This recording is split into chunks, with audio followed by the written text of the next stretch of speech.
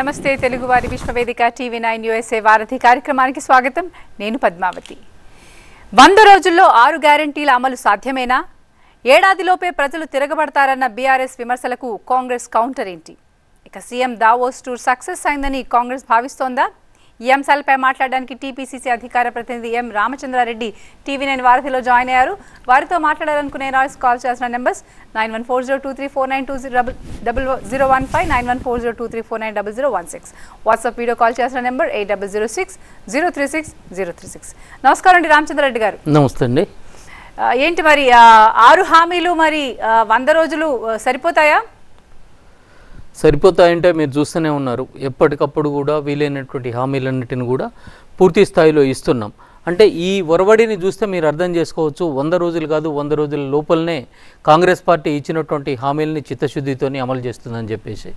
గతంలో మీరు చూసినట్లయితే అధికారంలోకి వచ్చింది తడవుగా రోజు 18 గంటలు అవిశ్రాంతంగా మా ముఖ్యమంత్రి గారు కానివ్వండి, లేకుంటే మంత్రివర్గ సహచరులు వీళ్ళందరితో కలిసి ముఖ్యమంత్రి గారి మంత్రివర్గ సహచరులు కలిసి ఎప్పటికప్పుడు కూడా శాఖల వారీగా లెక్కలు తేలుస్తూ ఉన్నటువంటి ఆదాయ వనరులు, ఆదాయాన్ని సమకూర్చుకోవాల్సినటువంటి ఏ విధమైనటువంటి అవకాశాలు ఎక్కడెక్కడ ఉన్నాయి, అదేవిధంగా అవినీతి కానివ్వండి లేకుండా ఉంటే ఎక్కడి నుంచి అక్రమార్కుల దగ్గర డబ్బులన్నీ కూడా పేరుకుపోయి ఉన్నాయి. ఈ అంశాలన్నిటిని కూడా ఎప్పటికప్పుడు బేరీజ్ వేసుకుంటూ రేపు మేము ఇచ్చినటువంటి హామీలని 100 రోజుల లోపలనే పూర్తి స్థాయిలో అమలు చేసేందుకు కసరత్తు చేస్తున్నారు. ఈ క్రమంలోనే ఎన్నడూ లేని విధంగా గత 10 సంవత్సరాల కాలంలో తెలంగాణ రాష్ట్రంలో తెలంగాణ రాష్ట్రంలో ఏ ముఖ్యమంత్రి కూడా వెళ్ళని విధంగా ఈ రోజున తెలంగాణ ముఖ్యమంత్రి రేవంత్ రెడ్డి గారు దావోస్ పర్యటనకి వెళ్ళటం జరిగింది. ఈ పర్యటనలోకి వెళ్ళిన తర్వాత అంటే ఈ పర్యటనకి వెళ్ళే ముఖ్యోద్దేశము నిధుల సమీకరణ, అదేవిధంగా పారిశ్రామికవేత్తల్ని తెలంగాణ రాష్ట్రం తీసుకొచ్చేసి ఇక్కడ పరిశ్రమలు నెలకొల్పి ఉద్యోగ రూపకల్పన కానివ్వండి, లేకుంటే తెలంగాణ సమాజం యొక్క అప్లిఫ్ట్మెంట్ గురించి కానివ్వండి ప్రయత్నం చేస్తున్నటువంటి ఈ సందర్భాన్ని చూసినట్లయితే ముఖ్యమంత్రి గారికి ఉన్నటువంటి చిత్తశుద్ధి, కాంగ్రెస్ ప్రభుత్వానికి ఉన్నటువంటి చిత్తశుద్ధి పూర్తి స్థాయిలో కూడా మనకి అర్థమవుతుంది. అయితే ఇవన్నీ ఒక పక్కన చేస్తుంటే ఒకవైపున విదేశీ పర్యటనలు, దావోస్ పర్యటనతోని ఇది వరల్డ్ ఎకనామిక్ ఫోరం యొక్క సమ్మిట్కి హాజరు కావటము, అక్కడ ఫండ్స్ మొబిలైజేషన్ కోసము లేకుంటే పారిశ్రామికవేత్తల్ని ఎంకరేజ్ చేయటము, వాళ్ళకి అష్యూరెన్స్ ఇచ్చేసి తెలంగాణ రాష్ట్రానికి తీసుకొచ్చి అల్టిమేట్గా తెలంగాణ రాష్ట్రం యొక్క సంపదని పూర్తి స్థాయిలో కూడా వృద్ధి చేసి వాటి ద్వారా వచ్చే ఆదాయం కానివ్వండి, ఇప్పుడున్నటువంటి ఆదాయ వనరుల ద్వారా కానివ్వండి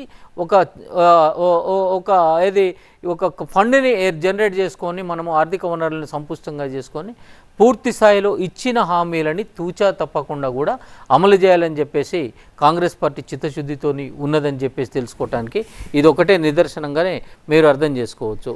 ఇంకోటి, ఎప్పుడైనా మీరు పద్మ గారు మీరు ఎప్పుడైనా చూసి ఉండొచ్చు, ఇప్పటిదాకా కూడా ఎక్కడైనా కానీ ముఖ్యమంత్రి గారు ఈవెన్ మాలాంటి కాంగ్రెస్ కార్యకర్తలను కానివ్వండి లేకుంటే నాయకులను కానివ్వండి ఎప్పుడు కూడా డిస్టర్బ్ చేయొద్దు, మీరు ఒక బృహత్తరమైనటువంటి కార్యక్రమాన్ని మనం చేయాల్సి ఉంది కాబట్టి మమ్మల్ని మా పని చేసుకొనియండి అని చెప్పేసి కనీసం కాంగ్రెస్ శ్రేణులకు కూడా ఇది సమయాన్ని వృధా చేయకుండా కానీ లేకుండా కలవకుండా కానీ నిరంతరం కూడా పనులు నిమగ్నమై ఉండి చాలా చిత్తశుద్ధితో పనిచేస్తున్నారు. కాబట్టి ఖచ్చితంగా కూడా మేము ఇచ్చినటువంటి హామీలని 100 రోజుల పైబడకుండా 100 రోజుల లోపలనే అమలు చేస్తామన్నటువంటి సంపూర్ణమైనటువంటి విశ్వాసం మాకున్నది. రైట్, మీరు అంటే మీ కాన్ఫిడెన్స్ మీరు చెప్తున్నారు, మీరు ఈ విధంగా చెప్తున్నారు అంటే వీల్ కంప్లీటెడ్ ద టాస్క్ అనేసి. కానీ అవతల పార్టీ అంటే the main opponent BRS is saying that ఏడాదిలోపే ప్రజలు తిరగబడతారు, ఇప్పటికే కొన్ని విమర్శలు ప్రజల తరఫు నుంచి వస్తున్నాయి అని వాళ్ళ విమర్శ. దానికి ఏం సమాధానం చెప్తారు? అంటే పదవి కోల్పోయి ఉక్కిరి బిక్కిరి అయిపోయి వాళ్ళ యొక్క అకృత్యాలు, అన్యాయాలు, దౌర్జన్యాలు, దాష్టికాలు అన్నీ కూడా బయటపడి శంకరగిరి మాన్యాలకు మనం పంపించిన సందర్భంలో జైలుకు కూడా పంపిస్తారన్నటువంటి ఒక భయంతో ఎప్పటికప్పుడు కూడా ప్రజల్ని రేపు వచ్చే ఎన్నికలలో ట్యూన్ చేయటం కోసం, మెస్మరైజ్ చేయటం కోసం పదే పదే ఒక దింపుడు గల్ల ఆశతో చేస్తున్నటువంటి ప్రయత్నంలోని భాగమే ఇది, తప్పితే వేరేది కాదు. ఎందుకంటే గత 10 సంవత్సరాల కాలంలో ఇందాక మీరు టీవీ స్క్రోలింగ్ వస్తున్నది, అధికారం ఎవరికి శాశ్వతం కాదని చెప్పేసి ఒక అంటే గొప్ప గొప్ప మాటలు ఈ రోజున మాట్లాడుతున్నారు అన్నట్లు. ఈ రోజున అంటే ఆ విషయం అనేది 10 సంవత్సరాల కాలంలో తెలియలేదా వీళ్ళకని ప్రశ్నిస్తున్నాం. కేవలం అధికారం కోల్పోయి ఉన్నారు. అక్రమాలన్నీ కూడా పుట్టదవుతుంటే అన్నీ బయటకు వస్తున్నాయి. వాటన్నిటిని కూడా తెలంగాణ సమాజం గమనిస్తుంది, గ్రహిస్తున్నది.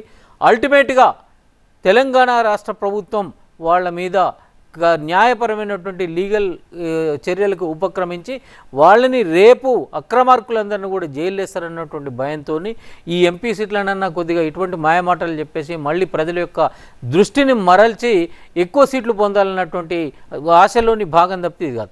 మేము ఇంత ముందులో క్లియర్గా చెప్పినాం, 100 రోజులలో మా హామీలన్నిటిని కూడా పూర్తి స్థాయిలో మేము నెరవేరుస్తామని చెప్పేసి మాట చెప్పినప్పుడు ఆ మాట 100 రోజులు కూడా ఆగటానికి నిలిపి లేకుండా ఈ ప్రభుత్వం సంవత్సరం మించి ఉండదు, 100 రోజుల లోపల అమలు చేయరు, మీరు పార్టీ యొక్క మీరు ఇచ్చినటువంటి మేనిఫెస్టోలోని అంశాలను ఎందుకు అమలు చేయరు అని చెప్పేసి, ఇంకొకసారి కరెంటు బిల్లు ఎందుకు కట్టలేదని చెప్పేసి ఈ దుర్మార్గమైనటువంటి ఇటువంటి అపశకునపు మాటలు మాట్లాడుతున్నారు. కానీ ఖచ్చితంగా కూడా వాళ్ళ దింపుడు గల్ల ఆశలకి ఏమాత్రం కూడా అవకాశం లేదు నెరవేరటానికి. ఖచ్చితంగా కాంగ్రెస్ పార్టీ ఇచ్చినటువంటి హామీలని ఒక పటిష్టంగా ప్రణాళికాత్మకంగా కూడా ఎప్పటికీ కూడా ఈ పథకాలు అమలయ్యే విధంగా కూడా ప్రణాళిక పద్ధతి ప్రకారంగా అమలు చేయడానికి ఏమాత్రం కూడా వెనక్కిపోదు. రైట్. భరత్ ఉన్నారు కాలిఫోర్నియా నుంచి, మీతో మాట్లాడడానికి. భరత్ గారు భరత్ మాట్లాడండి. అండి ఏం లేదు, సౌండ్ తగ్గియండి. నా దగ్గర మీ దగ్గర కాదులేండి, ఇక్కడ మీరు మాట్లాడండి. చెప్పండి. రీసౌండ్ వస్తుంది. ఓకే, సో దట్స్ ఫైన్, నేను మాట్లాడతాను. ప్రాబ్లం ఏంటంటే ఇప్పుడు సారేమో కరెంట్ బిల్ గురించి చెప్పారు కదా, నవంబర్ నుంచే కట్టొద్దని కోమటిరెడ్డి గారు చెప్పారు. ఇప్పుడు కాదు, నవంబర్లోనే చెప్పారు కరెంట్ బిల్ కట్టకండి, కాంగ్రెస్ వచ్చాక కడతాను. అదే టీఆర్ఎస్ వాళ్ళు చెప్తే మీరు ఎందుకు ఎగురుతున్నారు? మీరు చెప్పిందే కదా అండి వాళ్ళు అడుగుతుంది. మీరు కరెంట్ బిల్ 200 యూనిట్స్ అన్నారు, కట్టొద్దు అన్నారు, కట్టకని బీఆర్ఎస్ చెప్తుంది. దాంట్లో ప్రాబ్లం ఏముంది? ఇంకొకటి, రైతు భరోసా ఇంకా అసలు స్టార్టే కాలేదు. అసలు మీరు ఇవ్వడమే ఇంకా రైతు బంధు ఇస్తున్నారు. అయినా కూడా ఈరోజు దావోస్లో, లండన్లో ఆల్రెడీ రైతు భరోసా కాంగ్రెస్ ఇస్తుంది అని చెప్తున్నారు రేవంత్ రెడ్డి గారు. ఇంకొకటి, మీరు ల్యాండ్ క్రూజర్లని మొత్తం ఫేక్ న్యూస్ చేశారు. కేసీఆర్ కొనుక్కున్నాడు ల్యాండ్ క్రూజర్లని. ఎక్కడున్నాయి ల్యాండ్ క్రూజర్లు? ఏమైంది ఆ టాపిక్? లేదు. మీరు అన్ని ఒక్కొక్కటి ఫేక్ చేయడము, దాన్ని పక్కకు పెట్టడము, ఆల్మోస్ట్ అటు ఇటుగా బీజేపీ వాళ్ళలాగా చేస్తున్నారు మీరు కూడా. మరి మీరు ఇచ్చిన హామీలను మీరు చెప్పడానికి ఎందుకు, దానికి ఏంటి ప్రాబ్లం ఏముంది? ఎస్, ఇప్పుడు మీరు చెప్పినట్లు కరెంటు బిల్లుల గురించి మాట్లాడుతుంటే, కరెంటు బిల్లుల గురించి కాంగ్రెస్ ప్రభుత్వం వచ్చిందాక కూడా కరెంటు బిల్లుల యొక్క వెనుక ఉన్నటువంటి మతలబు కానీ అప్పులు కానీ ఎక్కడ కూడా బయటికి రాలేదు. దాదాపు 85,000 కోట్ల రూపాయల యొక్క అప్పు ఉంది అని చెప్పేసి విద్యుత్ బిల్లులకు సంబంధించినటువంటి సమీక్షలో బయటపడినప్పుడు అది షాకింగ్ న్యూస్ కాదని అడుగుతున్నాం. అదేవిధంగా యాదాద్రి పవర్ స్టేషన్కి దాదాపు సింహభాగం ఖర్చు పెట్టినారు, ఎక్కడేసిన గొంగలు అక్కడనే ఉన్నది. భద్రాద్రి దగ్గర వచ్చేసి మనకి సరిపోను కరెంటు అక్కడ ఉత్పత్తి అయ్యే పరిస్థితి లేదు, డబ్బులు మాత్రం చాలా ఖర్చు అయినటువంటి సందర్భం ఉంది. అదేవిధంగా ఒక్కొక్క శాఖల వారుగా విద్యుత్ పేరు మీద 24 గంటల విద్యుత్ పేరు మీద 85,000 కోట్ల రూపాయల అప్పులు చేసి సబ్స్టేషన్కి ఆడింత పెట్టినాం ఈడెంత పెట్టినాం అని చెప్పేసి కాకి లెక్కలు చెప్పుకుంటూ అదంతా కూడా ఈ ఆస్తుల గురించి ఎందుకు మాట్లాడరని చెప్పేసి ఒక బాధ్యత రాహిత్యంగా వాళ్ళ యొక్క తప్పులను కప్పిపుచ్చుకోవడానికి ప్రయత్నం చేస్తున్నటువంటి సందర్భాల్లో మనం కరెంటు ఇవ్వటమే కాకుండా కరెంటు వెనుకున్నటువంటి అప్పులు కూడా తీర్చాల్సినటువంటి బాధ్యత ఇప్పుడు వచ్చిన ప్రభుత్వానికి ఉన్నది. అదేవిధంగా వీటన్నిటిని కూడా సెట్ చేయడం కోసం, ఒక స్ట్రీమ్ లైన్ చేయడం కోసము కసరత్తు చేస్తుందన్నది మీ అందరూ కూడా ఈ టీవీలలో అక్కడిక్కడ చూస్తూనే ఉంటారు. కాబట్టి అది జరుగుతున్న క్రమంలో మేము ఇచ్చిన హామీలని మేము అమలు చేయడానికి మాకు 100 రోజుల సమయం కావాలని చెప్పేసి అన్నాము. ఆ 100 రోజుల సమయం దాకా కూడా వేచి ఉండాల్సినటువంటి అవసరం ఉన్నది అనేది అదొక ఆస్పెక్టు. ఇప్పటికీ కూడా ఆల్రెడీ మొన్న అంటే వృత్తిపరమైనటువంటి వాళ్ళకి కానివ్వండి, ఇది లాండ్రీస్కి కానివ్వండి, లేకుంటే బార్బర్స్కి కానివ్వండి, ఈ కరెంటు బిల్లులకు సంబంధించి 100 కోట్లు రిలీజ్ చేసింది కాంగ్రెస్ ప్రభుత్వం. అందరికీ కూడా ఖచ్చితంగా అమలు చేస్తుంది. ఈ సందర్భంలో గత 10 సంవత్సరాల కాలంలో వాళ్ళు సుదీర్ఘంగా పరిపాలించినప్పుడు ఈ అప్పుల కుప్పలన్నిటిని ఒక పక్కన పేర్చేసి ఇంకో పక్కన స్పృహ లేకుండా ఆ రోజున పరిపాలన చేసి ఈ రోజున మీరు కరెంటు బిల్లులు కట్టొద్దని చెప్పేసి అంటున్నారు. అది బాధ్యతారాహిత్యానికి చిహ్నంగా అంటున్నాము. వాళ్ళు కరెంటు బిల్లులు కట్టొద్దు అని చెప్పేసి వాళ్ళు చెప్పాలి, ప్రజల్ని రెచ్చగొట్టాల్సినటువంటి అవసరం లేదు. అటువంటి పరిస్థితి రాకుండానే కాంగ్రెస్ పార్టీ స్వచ్ఛందంగా మా ప్రభుత్వమే ఈ రోజున ఖచ్చితంగా కూడా కరెంటు బిల్లులను కట్టకుండా మేము ఇచ్చినటువంటి హామీకి నిలబడి ఉంటాం. ఇది ఒక ఆస్పెక్టు. నెంబర్ టూ మీరు ఇందాక చెప్తున్నటువంటి క్రమంలో అంటే కరెంట్ బిల్లు కాకుండా మిగిలినటువంటి ప్రస్తావించినటువంటి అంశాలు ఏదైతే ఉన్నాయో ఆ అంశాలన్నింటిని కూడా ఈ రోజున దావోస్కు పోయినప్పుడు ఫండ్స్ని జనరేట్ చేయటం కానివ్వండి, లేకుంటే పారిశ్రామికంగా తెలంగాణ రాష్ట్రాన్ని వృద్ధిలోకి తీసుకురావటం కానివ్వండి, ఎన్ని అంశాలు కూడా ఒకదాని వెనుక ఒకటి కూడా చేస్తున్నటువంటి సందర్భం ఉంది.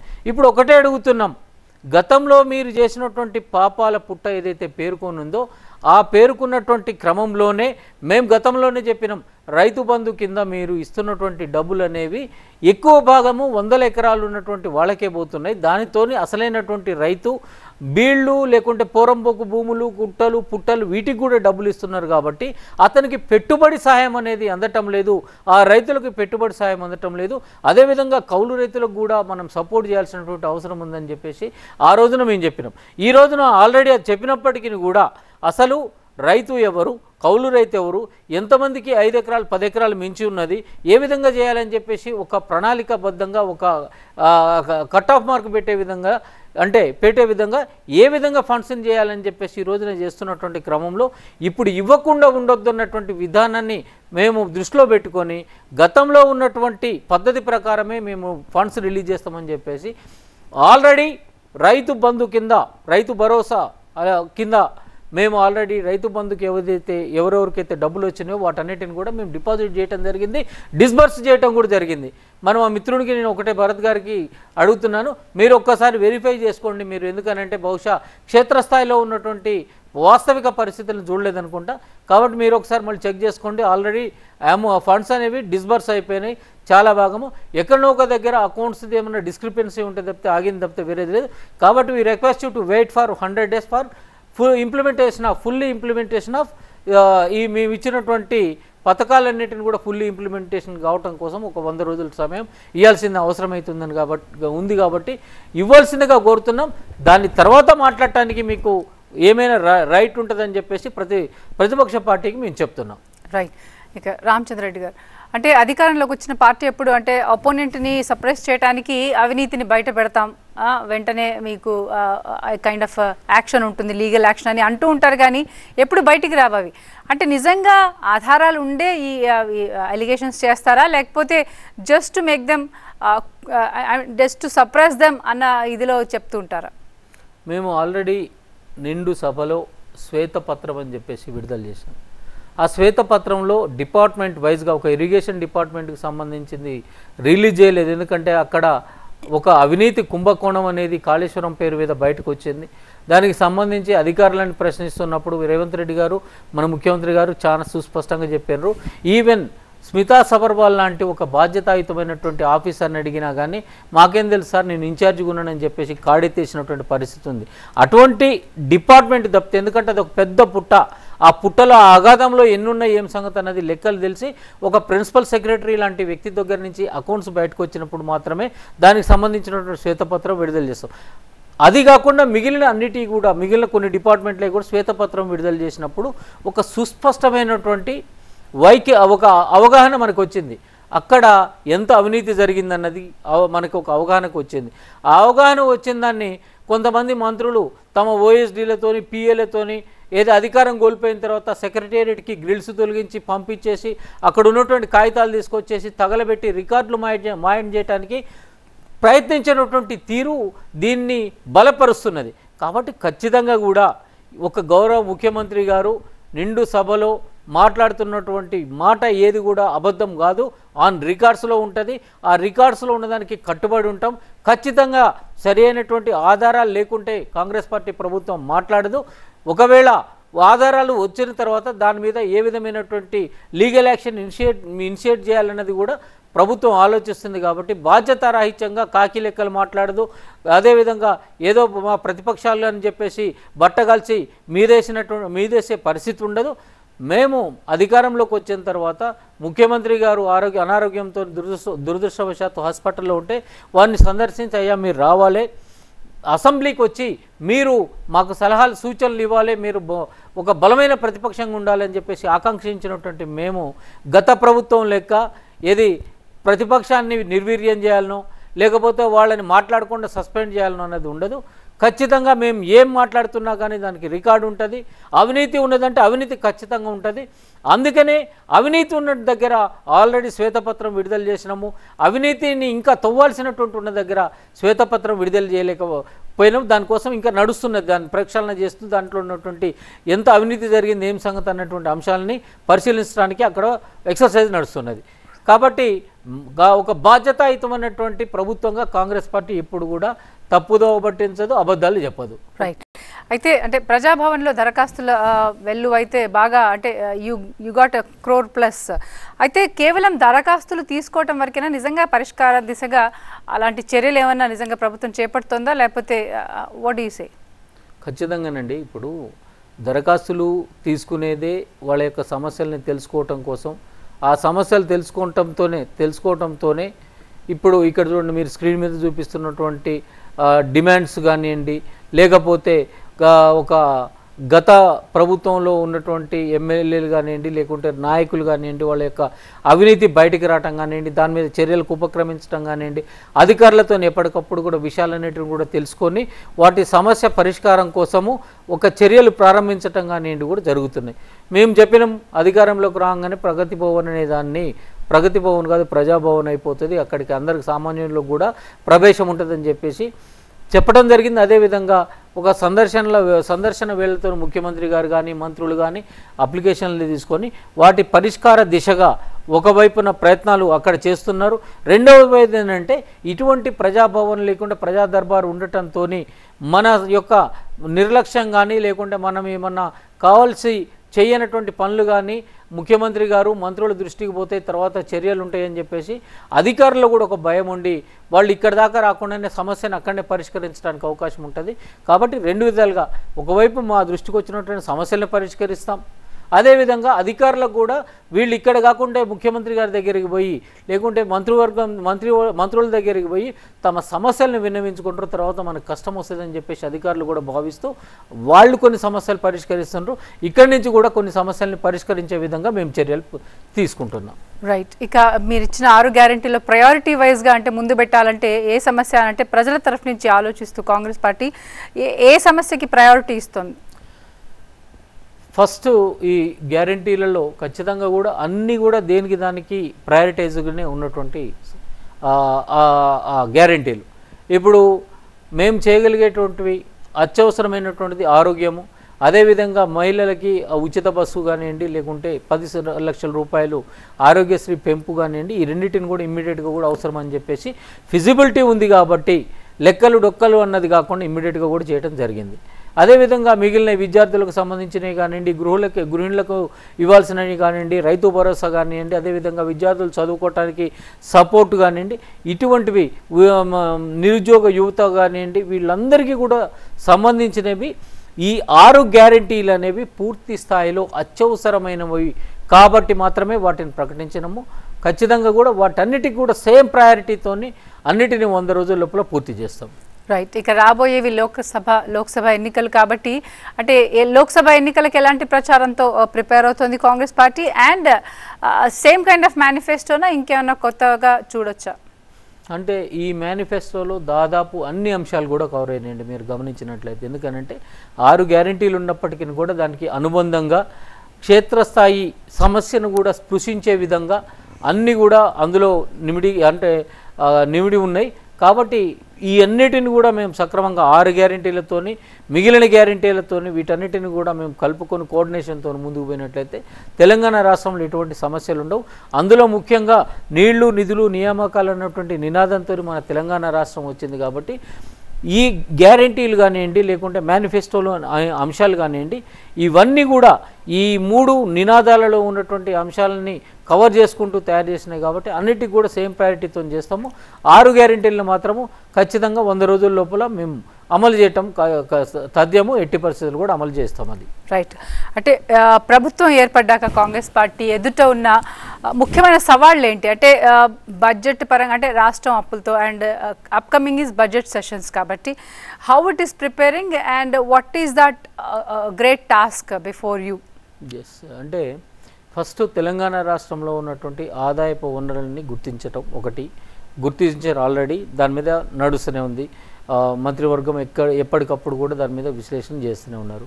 రెండవది, తెలంగాణ రాష్ట్రానికి సంబంధించినటువంటి సంపద అనేది ఏ విధంగా మిస్యూజ్ చేయబడింది, లేకుంటే అక్రమార్కుల చేతిలోకి పోయిందన్న దాన్ని కూడా గ్రహించాల్సినటువంటి అవసరం ఉంది. ఎందుకంటే అది స్టేట్కి సంబంధించింది కాబట్టి.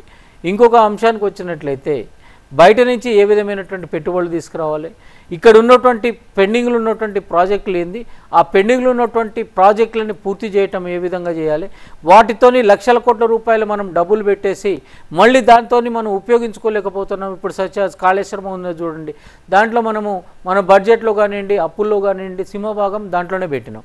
కానీ ఈ రోజుకి వచ్చేసరికి పిల్లర్లు గుంగిపోయినాయి అని చెప్పేసి ఉన్నటువంటి నీళ్ళన్నిటిని కూడా సముద్రం పాలు చేస్తున్నటువంటి పరిస్థితి ఉంది. ఇటువంటి దాన్ని నివారించుకోవటం ఒకటైతే, రెండోది ఎప్పటికీ కూడా ఇదే పరిస్థితి కాకుండా వాటిని రిపేర్ చేయడానికి మళ్ళీ ఇన్ని ఖర్చులు కావాలి, వాటిని కూడా చూసుకోవాల్సినటువంటి అవసరం ఉంది. ఈ విధంగా ప్రతి దాన్ని కూడా బ్యాలెన్స్ చేసుకుంటూ ఈ ఫండ్స్ని జనరేట్ చేసుకుంటూ, ఈ ఉన్న ఫండ్స్ని ప్రాపర్గా యూజ్ చేసుకుంటూ, అదేవిధంగా ఈ మిత్రులు ఎన్ఆర్ఐలు కానివ్వండి, ఇటువంటి వారు పెట్టుబడిదారులు ఎవరైనా ఉన్నట్లయితే వాళ్ళని ఆహ్వానిస్తూ తెలంగాణ రాష్ట్రం యొక్క ఆర్థిక పరిస్థితిని, తెలంగాణ రాష్ట్ర అప్పులకి ఎబోవ్గా ఉండేటట్లు మనము దాన్ని డెవలప్ చేసుకున్న తర్వాత మెల్లగా గ్రాడ్యువల్గా కూడా తెలంగాణ రాష్ట్రం యొక్క మేము కలలు కానీ తెలంగాణ రాష్ట్రాన్ని ఎందుకు ఎత్తించినామో దాని యొక్క ముఖ్యోద్దేశం నెరవేరే విధంగా కూడా ఆర్థిక పరిస్థితి అనేది మెరుగుపడుతుంది. తద్వారా మెరుగుపడుతున్నటువంటి క్రమంలోనే ఈ ఇచ్చినటువంటి 6 గ్యారెంటీలు కానివ్వండి, మేనిఫెస్టోలోని అంశాలు కానివ్వండి, వీటన్నిటిని కూడా బ్యాలెన్స్ చేసుకుంటూ మేము ఖచ్చితంగా కూడా 100 రోజుల లోపల అమలు చేస్తాము. దీనికి మాకు ఆ రోజున చెప్పినాం, మీరు 6 గ్యారెంటీలను ఏ విధంగా అమలు చేస్తారని చెప్పేసి ఆ రోజు చెప్పినాం. తెలంగాణ రాష్ట్రంలో జరిగినటువంటి అవినీతి సొమ్ము ఏదైతే ఉందో, అవినీతి కార్యక్రమం ఏదైతే ఉందో, ఆ అవినీతి కార్యక్రమాన్ని కనుక ముగింపు పలికినట్లయితే ఆ డబ్బులే సరిపోతాయని చెప్పేసి అన్నాం. ఇప్పుడు దాని గురించే ప్రక్షాళన నడుస్తున్నది. వీటన్నిటితో ఖచ్చితంగా కూడా మేము ఇచ్చినటువంటి హామీలను పూర్తి స్థాయిలో నెరవేరుస్తామని చెప్పేసి ఒక ఆశాభావంతో ఉన్నాం. రైట్. అటు కేంద్రంలో మీకు మెయిన్ అపోజిట్ పార్టీ అయిన బీజేపీ అంటే ప్రధాని అదాని అని ఎప్పుడు ఒక కాంబినేషన్ చెప్తూ ఉంటారు. సో ఇప్పుడు ఆ అదానినే వెళ్ళి మీరు మీట్ అయ్యారు అన్న ఒక విమర్శ బీఆర్ఎస్ చేస్తోంది. అంటే మీరిద్దరూ ఒకటే అన్నట్టుగా ఎప్పుడు ఏ టీం బి టీం అని ఎప్పుడు విమర్శ నడుస్తూనే ఉంటుంది. దానికి ఏం సమాధానం చెప్తారు? అక్కడ అదాని మాకేం గట్టి పంచాయతీ లేదు, రేవంత్ రెడ్డి గారికి అదానికి గట్టి పంచాయతీ లేదు. అదానిని ఇప్పటికీ కూడా మాకు శత్రువే. ఎప్పుడు శత్రువు? భారతదేశ సంపదని ఎక్కడెక్కడైతే కొల్లగొట్టడానికి ప్రయత్నం చేసిండో, కొల్లగొట్టిండని చెప్పేసి అభియోగాలు వస్తే దాని మీద విచారణ చేయమని చెప్పేసి కాంగ్రెస్ పార్టీ ఆ రోజున డిమాండ్ చేసిందో, ఆ అంశాలలో ఖచ్చితంగా కూడా ఇప్పటికి కూడా అదే స్టాండ్తో ఉంటుంది. కానీ ఇక్కడ 12,400 కోట్ల రూపాయలు అదాని తెలంగాణ రాష్ట్రంలో పెట్టుబడులు పెడతానంటుంటే కాంగ్రెస్ పార్టీ అటు రాజీవ్ గాంధీ విమానాశ్రయం కానివ్వండి, లేకపోతే ఔటర్ రింగ్ రోడ్ కానివ్వండి, లేకుంటే ఇంకేదో కానివ్వండి, ఎక్కడ కూడా ఎప్పుడు కూడా రాసియలే. ఆయన తీసుకొస్తాడు, డబ్బులు ఇక్కడ పెడతాడు. పెట్టినందుకు మనం మౌలిక సదుపాయాలని చూపిస్తాం, వాళ్ళకి కావాల్సినటువంటి పర్మిషన్లు కానివ్వండి, లేకుంటే వేరే ఏదే అవసరాలు ఉంటే వాటిని అందజేస్తాం. అంత మాత్రం చేత అదాని వచ్చి ఇక్కడ పెట్టుడు కాదు. మా రాజకీయంగా మాకున్నటువంటి ప్రత్యర్థి పార్టీ అయినటువంటి కేసీఆర్ గారు ఇక్కడ పెట్టుబడి పెడతారన్నా కానీ మేము ఆహ్వానిస్తాం, కేటీఆర్ గారు పెడతారన్నా కానీ ఆహ్వానిస్తాం. కాబట్టి పెట్టుబడి పెట్టడానికి వ్యక్తిగతంగా ఈగోలు కానివ్వండి, లేకుంటే శత్రుత్వం కానివ్వండి, వీటన్నిటిని కూడా పరిగణలోకి తీసుకోకూడదు. కేవలం తెలంగాణ రాష్ట్రం యొక్క ఆర్థిక పరిస్థితిని మెరుగుపరచడం కోసం ఏ విధమైనటువంటి పారిశ్రామిక ప్రోత్సాహాలు ఉండాలన్నది మాత్రమే ఇక్కడ కాన్సన్ట్రేట్ చేసి ముందరికి పోతుంది తప్పితే వేరేది కాదు.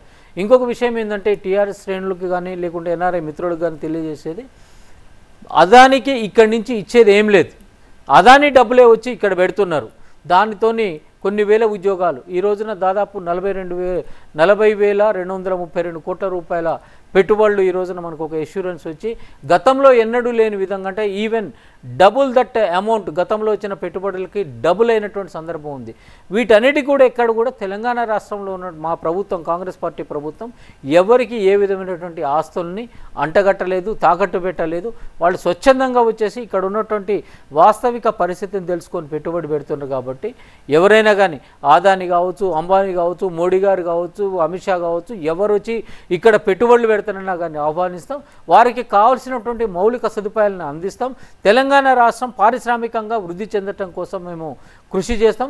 తద్వారా ఈరోజు ఉన్నటువంటి పరిస్థితులలో దావోస్ పర్యటనలో వచ్చినటువంటి పెట్టుబడులతోని 30,000 ఉద్యోగాలు వస్తాయని చెప్పేసి ఈ రోజున మేము ఆశాజనకంగా ఉన్నాం. కాబట్టి దీన్ని కూడా రాజకీయం చేయొద్దని చెప్పేసి బీఆర్ఎస్ వాళ్ళకి గతంలో చెప్పినాం, మళ్ళీ కూడా చెప్తున్నాం.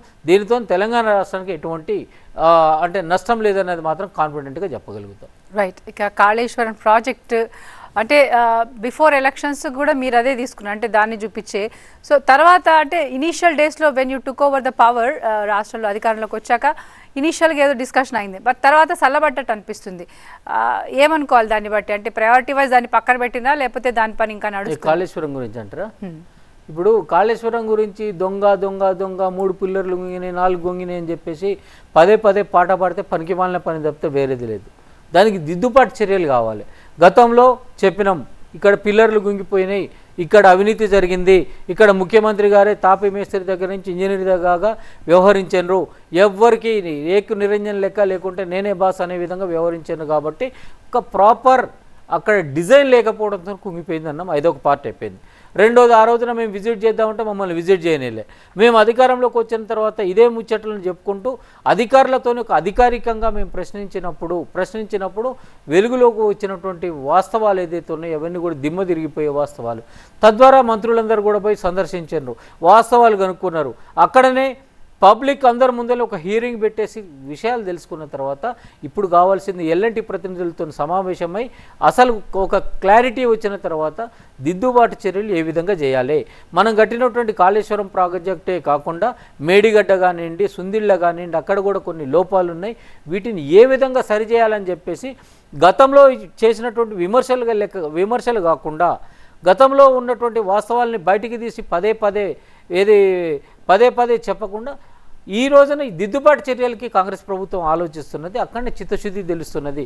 ఏదో దాన్ని పట్టుకొని రాజకీయం చేయాలి, దీన్ని పట్టుకొని రాజకీయం చేయాలి కాదు. వాళ్ళు చేసిన తప్పును బరాబర్ బయటికి తీసుకొస్తామో దాన్ని దిద్దుబాటు చేసే విధంగా మళ్ళీ కాళేశ్వరం ప్రాజెక్టుని ఏ విధంగా మనం ఉపయోగించుకోగలుగుతాం అన్నటువంటి విషయాలని దృష్టిలో పెట్టుకొని మేము ఈ రోజున ఆ దిశగా అడుగులు వేస్తున్నాం తప్పితే దీన్ని రాజకీయం చేయాలంటే దాన్నే పట్టుకొని ఈ రోజున కరెంటు గురించి కేటీఆర్ గారు మాట్లాడుతున్నట్లు మేము కూడా దాని గురించి మాట్లాడి పదే కూడా దాని గురించి మాట్లాడచ్చు, కానీ మా ఉద్దేశం అది కాదు.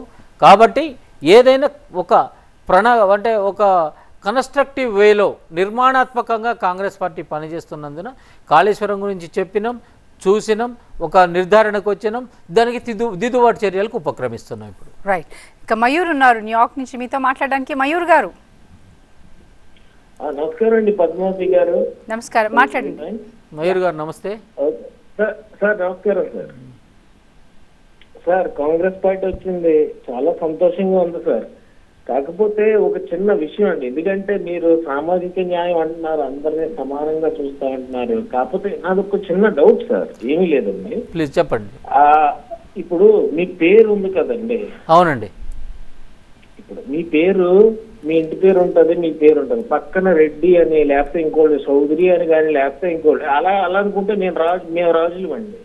సో ఈవెన్ నా పేరు వెనకాల కూడా ఏముండదు, పక్కన రాజు అని కానీ అది కానీ ఏముండదు, సోషలిస్టిక్ గానే ఉంటది మొత్తం.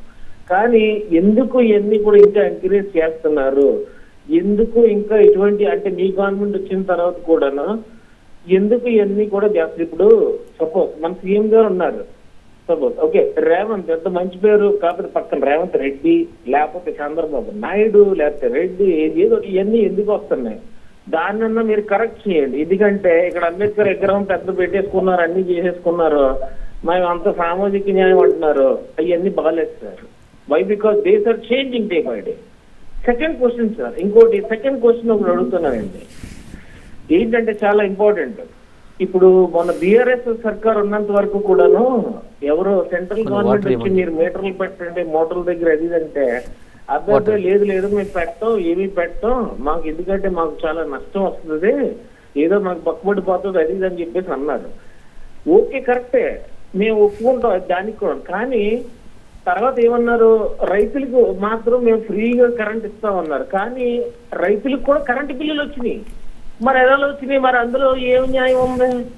మళ్ళీ ఇప్పుడు ఏమంటున్నారు, కాంగ్రెస్ పార్టీ ఏదో 200 రూపాయలు అదే 200 యూనిట్స్ అంత ఇచ్చేస్తే కాంగ్రెస్ పార్టీ కూడా మొత్తం అన్ని కూడాను ఇప్పుడు పే చేస్తుంది అంటారు అని చెప్పేసి వాళ్ళు అంటున్నారు. మరి వాళ్ళు చేసిన ప్రామిస్లన్నీ కూడా వాళ్ళన్నీ మర్చిపోయి ఇప్పుడు మళ్ళీ కొత్తగా ఇది ఎక్కడ కూడా వాళ్ళకు తవ్వుకున్న గుంట్లో వాళ్ళే పడిపోయి ఇప్పుడు మళ్ళీ కొత్తగా కాంగ్రెస్ పార్టీ వచ్చింది ఇది అంటున్నారు. థర్డ్ వన్ సార్, సార్ నాకు నచ్చండి సార్ ఇది మాత్రం నిజంగానే. ఎందుకంటే రేవంత్ గారు ఉన్నారు, సీఎం గారు, ఆయన చాలా మంచిగాను ఓకే బయటకు వెళ్ళారు, ఆయన అన్ని చేస్తున్నారు. కొన్ని ఇక్కడ దావోస్కి వెళ్ళారు, వేరే చోటుకి వెళ్ళారు. 1 సెకండ్ మేడం, 1 సెకండ్. మొత్తం అన్ని కూడా చేస్తున్నారు, అన్ని కూడా తీసుకొస్తున్నారు. కాకపోతే ఆయన మాట్లాడే తెలుగు చాలా స్పష్టంగా చాలా నీట్ గా మంచిగా మాట్లాడారు. కానీ ఆయన మాట్లాడే ఇంగ్లీష్ విధానం అది బాగాలేదండి. ఒక సీఎం కు ఉండాల్సిన లక్షణం కాదు ప్లీజ్. రైట్ మిత్రమా, మీరు పూర్తి అవగాహన లేకుండా మాట్లాడుతున్నారని అనిపిస్తుంది. సామాజిక న్యాయం అనేది వ్యక్తుల యొక్క పేర్లనో లేకుంటే ఆయన వేసుకునే బట్టల గురించో లేకుంటే ఆయనకి హెయిర్ స్టైల్ గురించో కాదు. ఈ రోజున సామాజికంగా ఆర్థికంగా సామాజిక న్యాయం అనేది ఉండాలి అన్నది మనం కోరుకోవాలి. సామాజిక న్యాయం క్యాస్ట్లతోని ఏమాత్రం కూడా రాదు. క్యాస్ట్తో అంటే ఎట్లా అంటే పేరులో ఒకటి పెట్టుకున్నంత మాత్రాన, ఎందుకంటే పేరు అనేది ఒక ఐడెంటిటీ మాత్రం తప్పితే వేరేది కాదు. మనము ఈ రోజున ఆలోచించాల్సింది ఏంటంటే రాజకీయాల్లో ఎంతవరకు సమస్తంగా సామాజికమైనటువంటి ఒక సామాజికమైనటువంటి కూర్పు ఉన్నది, సామాజికంగా ఎవరి ఇన్వాల్వ్మెంట్ ఎంత ఉన్నది, ఎవరికి ఎన్ని అవకాశాలు వస్తున్నాయి, ఆర్థికంగా ఎవరి పరిస్థితి ఏంది, వాళ్ళ యొక్క అప్లిఫ్ట్మెంట్ గురించి ఏ విధంగా ఆలోచన చేయాలి అన్నది ఇప్పుడు కాదు, మనం ఏదో ఈరోజు మాట్లాడుకుంటున్నాం కాదు. కాంగ్రెస్ పార్టీ గతంలో అంటే దాదాపు బహుశా నేను పుట్టక ముందు నుంచి కూడా ఆలోచన చేసినటువంటి సందర్భం ఉంది. ఆ రోజున యావత్ భారతదేశంలో కూడా గరీబీ హటావో నినాదం చేసినారు. ఆ రోజున బ్యాంకుల జాతీయకరణ చేసినారు, రైల్వేల జాతీయకరణ చేసినారు, అనేక ప్రతిష్టాత్మకమైనటువంటి ప్రాజెక్టులను నిర్మించారు. ఇవన్నీ కూడా అదేవిధంగా ఈ సామాజిక కూర్పు కోసం, సామాజిక అంతర్యాలని తొలగించటం కోసం ఆ రోజున ఆర్థికంగా వెనుకబడిన వాళ్ళకి కానివ్వండి, సామాజికంగా వెనుకబడిన వాళ్ళకి కానివ్వండి, అసైన్డ్ భూముల పేరుతోని ఎన్నో లక్షల ఎకరాల భూమిని కూడా పంచినటువంటి చరిత్ర కాంగ్రెస్ పార్టీకి ఉన్నది. అంటే మనం ఆలోచించాల్సింది, చర్చించాల్సింది ఇటువంటి అంశాలు తప్పితే ఆయన పేరు మీద ఆ తోకలు ఈకల గురించి కాదు. సరే ఒక కులానికంటే ఇప్పుడు నేనున్న రామచంద్రారెడ్డి, సరే నాకు తెలియదు మా ఫాదర్ వాళ్ళు పెట్టారు కాబట్టి ఆ పేరు ఉన్నది. ఆ రెడ్డి అనే దాంతో నాకు వచ్చింది లేదు, ఒరిగింది లేదు, పోయింది లేదు. కానీ సామాజికంగా నా యొక్క పరిస్థితి ఏంది అని చెప్పేసి అనాలి. కాబట్టి మీరు ఇటువంటి విషయాలు కాకుండా అదొక అంశము. రెండవ అంశం ఏంటంటే మీరు ముఖ్యమంత్రి గారి గురించి మేము మాట్లాడుతున్నటువంటి ముఖ్యమంత్రి గారి భాష గురించి మీరు కూడా బీఆర్ఎస్ వాళ్ళు అలియాస్ టీఆర్ఎస్ వాళ్ళు ట్రాప్లు పడి మాట్లాడుతున్నారంటే అంతకంటే హాస్యాస్పదం లేదు. ఒకటి, పరిపాలనకు కావాల్సింది పరిపూర్ణ నైపుణ్యం కావాలి. భాష అనేది ఆర్నమెంటల్ ఏదో అలంకారప్రాయమైనటువంటి భాష కానీ, లేకుంటే కొంతమంది మాట్లాడుతున్నట్లు ఆ యాక్సెంట్లో ఈ యాక్సెంట్లో మాట్లాడే భాష కానీ కాదు. ఒకటి, వాళ్ళు భాష అనేది ఒక కమ్యూనికేషన్ కోసమే అని చెప్తూ ఆ భాష ద్వారా మన పనులను మనం సాధించుకుంటున్నామా లేదా అన్న మాత్రమే పరిగణలోకి తీసుకోవాలి. ఏదో విమర్శ చేయాలంటే చేస్తున్నది అన్నందుకు ఆ బీఆర్ఎస్ వాళ్ళు ఆ టీఆర్ఎస్ వాళ్ళు చేస్తున్నటువంటి ట్రాప్లో పడద్దు. ఒక్క నిమిషం అండి, కన్క్లూడ్ చేయండి ప్లీజ్. చేయవద్దు. కాబట్టి ఏదో గ్రాడ్యుయేషనో పట్టాలో ఉంటే, లేకుంటే ఫ్లూయెంట్గా మాట్లాడటమో, లేకుంటే అమెరికన్ యాక్సెంట్ ఇంకో యాక్సెంట్లో మాట్లాడినంత మాత్రాన కాదు. అదిగాక రేవంత్ రెడ్డి గారు ఈరోజు ఎదిగినటువంటి స్థాయి కానివ్వండి, లేకుంటే సందర్భం కానివ్వండి, లేకుంటే ఈరోజు ఆయన తీసుకుంటున్నటువంటి నిర్ణయాలు కానివ్వండి, ఇవన్నీ కూడా ఈ భాష దీనికి ఏమాత్రం కూడా అవి సంబంధించినవి కావు. కాబట్టి మిమ్మల్ని దయచేసి మేము కోరుకునేది ఒకటి ఏంటంటే, మనం సామాజికంగా ఈ తెలంగాణ రాష్ట్రం వృద్ధి చెందటం కోసం మీరు ఎన్ఆర్ఐలుగా ఉండి ఇక్కడ ఏం సపోర్ట్ చేయగలుగుతారు, ఇక్కడ ఉన్నటువంటి రాజకీయ పరిస్థితులు ఏంది, ఇక్కడ ఉన్నటువంటి సామాజిక పరిస్థితులు ఏంది, ఇక్కడ ఉన్నటువంటి వాళ్ళకి ఏ విధంగా మనం సహకరించగలుగుతామని చెప్పేసి మీరు ఆలోచించాలని చెప్పేసి మిమ్మల్ని కోరుకుంటున్నాను. అంతే తప్పితే అది గతంలో మనము అంటే కేవలం మన భాష వేషంతో ఏ పనులు కూడా కాదని చెప్పేసి మీరు గ్రహించాలని చెప్పేసి మీకు కోరుకుంటున్నాను. నరేష్ నారెడ్డి ఫ్లోరిడా నుంచి మీతో మాట్లాడడానికి. నరేష్ గారు. హలో సార్, నమస్కారం అండి. ఇది ఒక 3 పాయింట్స్ గురించి మాట్లాడదాం. Make them short and sharp. ఒకటండి, ఒకటి విద్యా బంధు గురించి, ఇంకొకటి వచ్చి క్వాలిటీ ఆఫ్ లైఫ్ గురించి అండి, ఇంకొకటి పోలీస్ గురించి. విద్యా బంధు అని మీరు మేనిఫెస్టోలో పెట్టారండి, కానీ ఎవరు అడగట్లేదు. అది రైతు బంధు అని దీన్ని పొలిటిసైజ్ చేస్తున్నారు. కానీ ఇప్పుడు ఆర్టిఫిషియల్ ఇంటెలిజెన్స్ అని వస్తుంది, ప్రతిదీ కూడా కాఫీ దగ్గర నుంచి అన్ని కూడా రోబోట్స్ చేస్తున్నాయి ఈ ఎలక్ట్రానిక్స్ దాంట్లో. విద్యా బంధు అని జనాలకు కొంచెం ఏదో అవి మనీకి కొంచెం చదివిస్తే బాగుంటుందేమో, విద్యా బంధువులను తయారు చేస్తే బాగుంటుంది, అదొకటండి. సెకండ్ది వచ్చి క్వాలిటీ ఆఫ్ లైఫ్. ఇప్పుడు ఎన్ఆర్ఐలు వచ్చి మన దగ్గర పెట్టుబడులు పెట్టాలి, వాళ్ళు వచ్చి పెట్టుబడులు పెట్టాలి అని అంటున్నారు. కానీ మన కనీస ఒక కుటుంబము బయటకు ఒక 4 hours 5 hours వచ్చి రెస్ట్ రూమ్లు లేవండి. ఇక్కడ అమెరికాలో ఒకటే, ఇప్పుడు మీరు రేవంత్ రెడ్డి వాళ్ళు వీళ్ళు తిరుగుతున్నారు కదా, స్వీడన్ లో ఒకసారి రెస్ట్ రూమ్లు ఎట్లుంటాయో ఒకసారి ఆలోచించండి. రెస్ట్ ఏరియాలు అంటే బాత్రూమ్స్ అండి. పాప ఇప్పుడు 8 సంవత్సరాలు అట్లా ఉంది. రేపు ఇది మన ఈ హైదరాబాద్ అటు రావాల్సినంటే భయపడుతుంది, ఎందుకంటే రెస్ట్ ఏరియాలు లేవు. వాళ్ళు ఒక 5 hours బాత్రూమ్ ఆపుకొని ఇంటికి పోయే వరకు తర్వాత పోయాలి. సో కొంచెం క్వాలిటీ ఆఫ్ లైఫ్ మన ఇండియాలో కూడా పెంచండి. ఇక్కడ అమెరికాలో బాగుంది, ఎవరైనా వస్తామంటే మంచిది ఇక్కడనే సెటిల్ అవ్వండి అమెరికాలో. ఇండియాలో బాత్రూమ్ వచ్చే వరకు పిల్లల్ని అది వేసి అది ఎంతవరకు అన్నది మీరు చూసుకోండి. ఇంకొకటి, ఇది పోలీస్ దగ్గరికి వచ్చే వరకు ఇక్కడ అమెరికాలో ఒక నల్లవాడిని చంపేస్తే ఒక పోలీస్ అతనికి ఇప్పుడు అతను జైలు శిక్ష అనుభవిస్తుందండి. కానీ మన దగ్గర బట్టి సస్పెండ్ చేసి మన 15 రోజుల తర్వాత వస్తాడు. ఇంకా ఎక్కువ శత్రువుతో ఉపయోగించి ఇంకేం చేస్తారో నాకు తెలియదు. పోలీస్ వాళ్ళు ఎవరైతే లా అండ్ ఆర్డర్ సరిగా చేయరు, వాళ్ళే అక్రమాలు చేస్తారో వాళ్ళను పదవుల నుంచి రీసెట్ చేయండి. లేదని అంటే మన కంట్రీ కదా అట్లనే ఉంటది, దేశవాళ్ళు ఇస్తూనే ఉంటారు, అది దానివల్ల ఉపయోగాలు ఉండవు.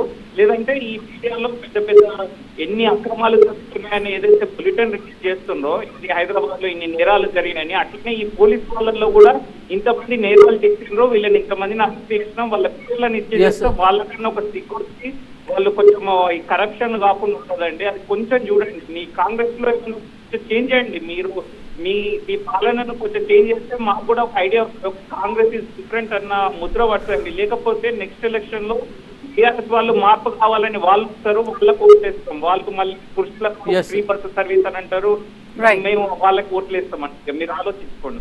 ఎస్ నరేష్ గారు, మీరు చెప్పినటువంటి సూచనలు డెఫినెట్గా కూడా ప్రాక్టికల్గా కూడా ఈ సమాజానికి అవసరమైనవి. డెఫినెట్గా కూడా మీరు మాట్లాడినది ప్రతి అంశం కూడా చాలా ఇంపార్టెంట్ ఆస్పెక్ట్. ఎందుకంటే విద్యాబంధు దాని గురించి మీరు మాట్లాడుతున్నారు. సరే, విద్యాబంధు అని చెప్పేసి పేరు లేకపోయినప్పటికీ కూడా గతంలో కాంగ్రెస్ పార్టీ 2004 నుంచి 2014 వరకు అధికారంలో ఉన్నప్పుడు ఆ రోజున ఫీజు రియంబర్స్మెంట్ అని చెప్పేసి ఆ రోజున ప్రవేశపెట్టడం జరిగింది కాంగ్రెస్ పార్టీ. దాని క్రమంలో ఎంతోమంది అంటే ఆర్థికంగా ఒక చదవలేని వాళ్ళు, లేకుంటే ఒక పెద్ద పెద్ద కళాశాలకు పోలేని వాళ్ళకు కూడా ఫీజు రియంబర్స్మెంట్తో చాలా గొప్పవాళ్ళు అయిపోయి, మీ అమెరికాలో కూడా చాలామంది అమెరికాకు కూడా వచ్చినటువంటి, లేకుంటే ఫారిన్ కంట్రీస్కి కూడా వచ్చినటువంటి చాలామంది మిత్రులు ఉన్నారు. కాబట్టి అది కాంగ్రెస్ పార్టీ మీ సలహాయే కాకుండా గతం నుంచి కూడా మేము చాలా విద్యకి అగ్రపీఠం వేసి విద్యతోనే విద్యార్థుల యొక్క తలరాతలు మారతాయి, సమాజం యొక్క తలరాతలు మారతాయి అని చెప్పేసి నమ్మేటోళ్ళము. ఖచ్చితంగా మీ సూచన అమలవుతుంది ఆల్రెడీ. దాన్ని గత 10 సంవత్సరాల కాలంలో ధ్వంసమైపోయింది. దాన్ని మళ్ళీ కూడా దాన్ని పునరుజ్జీవం అయ్యేటట్లు మళ్ళీ కూడా దాన్ని రివైవల్ చేయడానికి మేము కాంగ్రెస్ పార్టీ ప్రభుత్వం పనిచేస్తుంది తెలంగాణ రాష్ట్రంలో. రెండో దానికి వచ్చేసరికి మీరు అన్నది ఇంకొకటి మౌలిక సదుపాయాలు, అంటే మినిమం కనీస మౌలిక సదుపాయాలు మీరు చెప్పినటువంటి డెఫినెట్గా కూడా మన సమాజంలో అవసరం ఉన్నది. వాటి గురించి కూడా కాంగ్రెస్ ప్రభుత్వం ఆలోచిస్తుందని చెప్పేసి నేను భావిస్తున్నాను. నాకు అవకాశం ఇచ్చినప్పుడు దాన్ని కూడా ఒక రిప్రజెంటేషన్ రూపంలో ప్రభుత్వానికి మేము పొందుపరచడం చేస్తున్నారు. అంటే మన జనాభా పెరుగుదలకు తగ్గ విధంగా లేవని మాత్రం ఖచ్చితంగా ఒప్పుకోవాల్సినటువంటి అవసరం ఉంది. ఇక పోలీసింగ్ విషయానికి వచ్చినట్లయితే మీరు చెప్పినటువంటి సత్యాన్ని మేము అధికారంలోకి రాగానే మా ముఖ్యమంత్రి గారు ఒక కీలకమైన నిర్ణయం తీసుకొని తెలంగాణ రాష్ట్ర రాజధానిలో అంటే అవినీతి పరులకు సింహస్వప్నాలైనటువంటి 3 ఆఫీసర్లని కమిషనర్లుగా నియమించడం జరిగింది. అందులో మన అవినాష్ మహంతి గారు, కొత్తకోట శ్రీనివాసరెడ్డి గారు, సుధీర్ బాబు గారు. అంటే దీనితోనే ప్రజలందరూ కూడా కొంచెము అవగాహన ఉన్నటువంటి ప్రజలందరూ కూడా ఏం డెసిషన్ తీసుకుంది కాంగ్రెస్ ప్రభుత్వం అని చెప్పేసి అప్రిషియేట్ చేశారు. వాళ్ళు కూడా చాలా క్లియర్గా చెప్పారు, మేము ఏది పోలీసింగ్ అనేది స్మార్ట్ పోలీసింగ్ కాదు, అవినీతి పరులకి ఎప్పుడు కూడా స్మార్ట్ పోలీసింగ్ ఉండదు, నేరస్తులకి స్మార్ట్ పోలీసింగ్ ఉండదు, వాళ్ళకి ఖచ్చితంగా కూడా ఈ సమాజం నుంచి అటువంటి కార్యక్రమాలను ఎలిమినేట్ చేస్తామని చెప్పేసి వార్న్ చేసిన సందర్భం ఉంది. అంటే ఎంత చిత్తశుద్ధి ఉంటే కాంగ్రెస్ పార్టీ రావడంతోనే ఈ మార్పు అనేది పోలీసింగ్తోని రావాలని చెప్పేసి ఫస్ట్ మన తెలంగాణ రాష్ట్ర రాజధానిలో మొదలుపెట్టి శ్రీకారం చుట్టిండ్రు. ఈరోజు కూడా ఎక్సర్సైజ్ నిబద్ధత కలిగినటువంటి అధికారులు ఎవరున్నారు, ఎక్కడెక్కడ ఎట్లా చేయాలని చెప్పేసి కూడా ఆలోచన చేస్తుంది తెలంగాణ ప్రభుత్వం. ముఖ్యమంత్రి రేవంత్ రెడ్డి గారు మిగతా మంత్రివర్గం కూడా దాని దశగా ఆలోచన చేస్తున్నారు. మీరు చెప్పినటువంటి అన్ని ఆచరణాత్మకమైనటువంటి అదేవిధంగా చాలా మంచి సలహాలు ఉన్నాయి, వాటిని అమలు చేయడానికి కాంగ్రెస్ పార్టీ ప్రభుత్వం ఖచ్చితంగా కూడా చిత్తశుద్ధితో పనిచేస్తుంది. Thank you. గంగాధర్ ఉన్నారు దుబాయ్ నుంచి మీతో మాట్లాడడానికి. గంగాధర్ గారు. అన్న నమస్తే. రామచంద్ర అన్న. నమస్తే గంగాధర్ గారు. అన్న నేను ఒక 3 minutes మాట్లాడతాను, ఎందుకంటే ఇలా ఫోన్ కట్ చేస్తారు, ఎందుకంటే ఇలా బీఆర్ఎస్ కంటిన్యూ చేస్తున్నారు. గంగాధర్ గారు కొంచెం తగ్గించి, అంటే make it short and sweet అండి, ఎందుకంటే ఓకే అన్న. రామచంద్ర అన్న నమస్తే అన్న. అన్న మీరేం టెన్షన్ పెట్టుకోకండి, కాంగ్రెస్ పాజిటివ్ వేలోనే ఉంది. ఇంకోటి నేను ఒక 3 questions అడుగుతా అన్న, వీళ్ళు కట్ చేయకపోతే ఒక 3 questions అడగానా? ప్లీజ్ అడగండి అన్న. ఒక్కటి ఇంతకు ముందు ఒక ఆయన కాల్ చేసాడు, ఆయన యాయూరో అదని మన తెలంగాణ యాస కాదు, ఎవరు కాదు, వీళ్ళు కావాలని వైఎస్ఆర్సీపీ బీఆర్ఎస్ పేడ్ ఆర్టిస్టులు కాల్ చేస్తున్నారు, మీరు టెన్షన్ తీసుకోకండి. ఇంకొకటి మన కాంగ్రెస్ రేవంత్ రెడ్డి గారు ఇంగ్లీష్ మాట్లాడరాని చదువుకున్న కాదు వాళ్ళు, ఎందుకంటే రేవంత్ రెడ్డి గారు అమెరికాలో బాత్రూమ్ ఆడేటోళ్ళు కూడా ఇంగ్లీష్ మాట్లాడతారన్న. మనకి ఇంగ్లీష్ అవసరం లేదు, మన తెలంగాణ గౌరవం కావాలి. ఎక్కడున్నా తెలంగాణ భాష మాట్లాడతాం, కానీ మనం ఇంగ్లీష్ లో పుట్టినామా? మన ఇంగ్లీష్ వాడు పుట్టలే కదా. అదొకటి మీరు గట్టిగా ప్రయత్నించండి. మీరు చెప్పుకోలేకపోతున్నారు, బాత్రూమ్ ఆడేటోడికి కూడా ఇంగ్లీష్ వస్తుందన్న, వస్తుందా రాదా? 2 పెట్టుబడులు 40,000 కోట్లు వచ్చినాయి, 40,000 కోట్లు వచ్చినాయి. దీన్ని డైవర్ట్ పాలిటిక్స్ చేయడానికి వాళ్ళు ఇంగ్లీష్ గురించి కానీ ఇట్లా డైవర్ట్ పాలిటిక్స్ అనేది బీఆర్ఎస్ చాలా చేస్తుంది, జాగ్రత్త పడాలి. 3వది, మేము కాంగ్రెస్ పార్టీ ముఖం చూసి ఓటేయలే, రేవంత్ రెడ్డి గారు ముఖం చూసి ఓటేసినాం అన్న. ఇంకా గట్టి చెప్తున్నా, రేవంత్ రెడ్డి చచ్చిపోయిన కాంగ్రెస్ ని లేపుకొచ్చిండు. మీరు ఇప్పుడు చెప్పినటువంటి ఏదైతే ఉన్నాయో సరే, వాళ్ళు పెయిడ్ ఆర్టిస్ట్ కానివ్వండి, నిజంగానే ప్రశ్నించినా కానీ మన దగ్గర సమాధానం ఉంది. వాస్తవం అనేది పెయిడ్ ఆర్టిస్ట్ క్వశ్చన్ చేసినా లేకుంటే వేరే వాళ్ళు చేసినా కానీ అదే ఉంటుంది. గతంలో చెప్పినాం, ఇప్పుడు చెప్తున్నాము, ఏదో రేవంత్ రెడ్డి గారు గోల్డెన్ స్పూన్తో పుట్టలేదు, క్షేత్రస్థాయి నుంచి వచ్చిండు, కష్టాలు పడి వచ్చిండు, ప్రభుత్వ పాఠశాలలో చదువుకొని వచ్చినోడు. కాబట్టి ఈ రోజున ఆయన మాట్లాడుతున్నటువంటి భాషను చూస్తే మేమైతే గర్విస్తున్నాం. ఒక సామాన్యమైనటువంటి కార్యకర్తగా 2006లో మొదలైనటువంటి ఆయన ప్రస్థానం ఈరోజు తెలంగాణ రాష్ట్రానికి ఎవ్వరు కూడా అతి కొద్ది మంది దాదాపు 0.1% సాధించగలిగేటువంటి స్థానాన్ని ఎటువంటి బ్యాక్గ్రౌండ్ లేకుండా సాధించినందుకు డెఫినెట్గా కూడా మేము గర్విస్తున్నాం. అదేవిధంగా కాంగ్రెస్ పార్టీ కూడా అటువంటి వ్యక్తిని ఎంపిక చేసినందుకు, అంత కమిట్మెంట్తో ముందలిపోతున్నటువంటి వ్యక్తిని ఎంపిక చేసినందుకు డెఫినెట్గా కూడా మేము కాంగ్రెస్ పార్టీ కూడా గర్విస్తున్నది. కాబట్టి ఎవరో ఇప్పుడు ఏనుగుపోతుంటే కుక్కలు మొరుగుతున్నట్టు ఎంతోమంది ఇక్కడ ఉన్నటువంటి అటెన్షన్ని డైవర్ట్ చేయడానికి చేస్తున్నటువంటి ప్రయత్నాన్ని మేము గ్రహించినప్పటికీ కూడా ప్రజలు చిత్కరించుకుంటున్నారు. అరే వాళ్ళు చేసేదేంది అక్కడ, వీళ్ళు మాట్లాడేది ఏందని చెప్పేసి. గతంలో అంజయ్ గారు ఉన్నారు, ఆయన ముఖ్యమంత్రిగా చేసినారు, ఆయనకు ఉన్నటువంటి విద్య ఎంతండి, కానీ ఈ రోజున కూడా అంజయ్ గారు ఒక ముఖ్యమంత్రి ఉన్నాడని చెప్పేసి ఈ రోజున చరిత్ర పుటల్లో ఉన్నాడు. అదేవిధంగా రేవంత్ రెడ్డి గారు తీసుకున్నటువంటి నిర్ణయాల గురించి, ఇందాక పోలీసింగ్ గురించి మాట్లాడినా, ఎంత సాహసోపేతమైనటువంటి నిర్ణయం.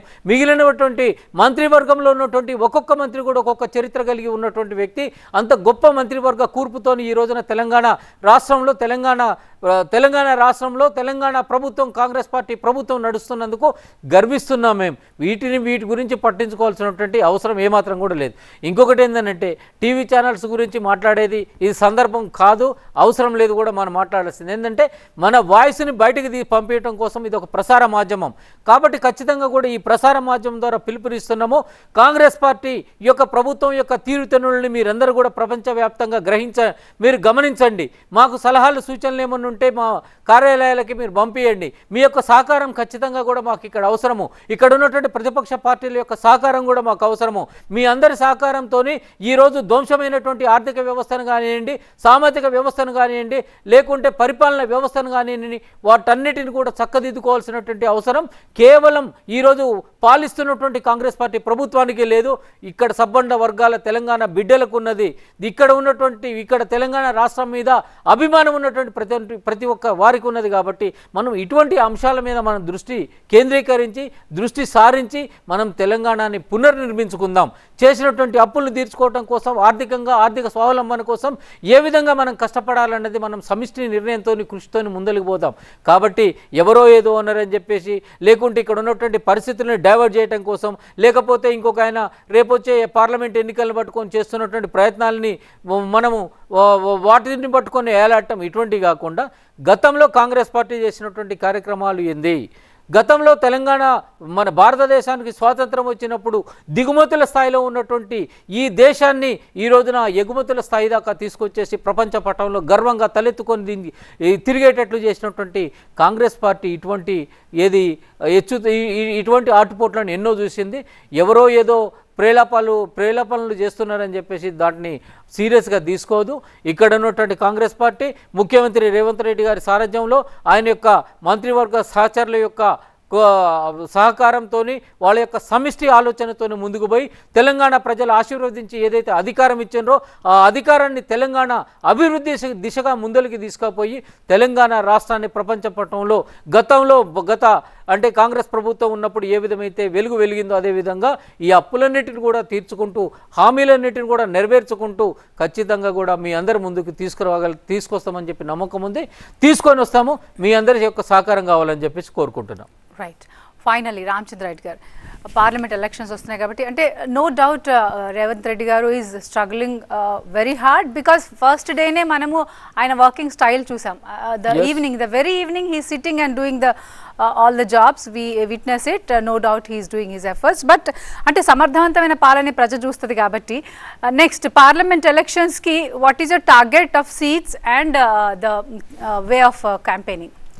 ఒకటండి, తెలంగాణ రాష్ట్ర ప్రజలు కాంగ్రెస్ ప్రభుత్వం వస్తే ఈ విధంగా ఉంటుంది, గతంలో ఉన్నటువంటి నియంతృత్వ పోకడల నుంచి విముక్తి కలగాలన్నది బేసిక్ కాన్సెప్ట్తోనే అధికారంలోకి తీసుకొచ్చారు. మేము ఇచ్చినటువంటి హామీలను నమ్మిండ్రు, ఆ హామీలు అమలవుతున్నాయి. ఒకవైపున మేము ఇచ్చినటువంటి హామీలు అమలు చూపిస్తాం, రెండో వైపున కాంగ్రెస్ పార్టీ గత 2004 నుంచి 14 దాకా చేసినటువంటి లేటెస్ట్ పాలన గురించి చెప్తాం. తర్వాత తెలంగాణ రాష్ట్రంలో కాకుండా తెలంగాణ రాష్ట్రం ముందల ఆంధ్రప్రదేశ్లో ఉన్న పాలన చూపిస్తాం. అదేవిధంగా భారతదేశానికి చేసినటువంటి కృషి గురించి కూడా చూపించుకుంటూ మేము చేసిన కార్యక్రమాలని ప్రజలకి అంటే అద్దం ముందల చూపించుకుంటూ ఓట్లు అడుగుతాం తప్పితే ఎప్పుడు కూడా ఒక సెంటిమెంట్ని రేకెత్తించో, లేకుంటే ఒక మత ప్రాతిపదికనో, లేకుంటే ఒక ఇన్సిడెంట్ని చేసి అక్కడ దాన్ని భూతత్వంలో చూపించేసి దాని ద్వారా ఓట్లు అడగటం అనేది కాంగ్రెస్ పార్టీ ఎట్టి పరిస్థితులు కూడా చూడదు. అదిగాక తెలంగాణ ప్రజలందరూ కూడా గ్రహిస్తున్నారు కాంగ్రెస్ పార్టీ ఈరోజు యొక్క మంత్రివర్గం యొక్క కూర్పు ఎట్లా బ్రహ్మాండంగా ఉంది, ఎంత అనుభవజ్ఞులైన వాళ్ళు ఉన్నారు, ఎంతసేపు ఎట్లా కష్టపడుతున్నారు, ఏ విధమైనటువంటి పరిస్థితి నుంచి మనల్ని రక్షించారని చెప్పేసి ఒక విశ్వాసంతో అచంచలంగా ఉన్నారు. కాబట్టి మేము మినిమం 14 సీట్లు వస్తాయని చెప్పేసి ఒక ఆశాభావంతో ఉన్నాము.